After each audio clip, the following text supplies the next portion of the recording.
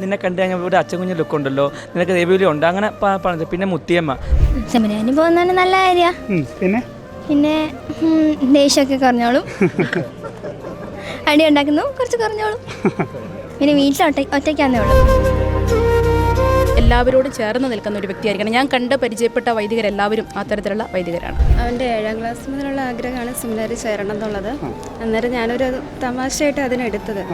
പപ്പ, ഞാനിങ്ങനെ വീട്ടിലിങ്ങനെ യാത്രക്കാരനെ പോലെ വന്നതായിട്ടാണ് എൻ്റെ വീട് സെമിനാരി എന്ന പോലെയാണ് ഞാൻ ചിന്തിക്കുന്നതെന്ന് പറഞ്ഞു. സെമിനാരിയോട് കൂടുതൽ ചേർന്ന് നിൽക്കാൻ അവരെ പ്രോത്സാഹിപ്പിക്കുന്നതിനുമൊക്കെ ഒരു നല്ല അവസരമാണ് മാതാപിതാക്കളുടെയും കുടുംബാംഗങ്ങളുടെയും ഈ മൈനസ് സെമിനാരിയിലുള്ള ഒത്തുചേരൽ. ഞാൻ 3 വയസ്സായപ്പോൾ മുതൽ ഞാൻ പള്ളിയിൽ പോകുമായിരുന്നു.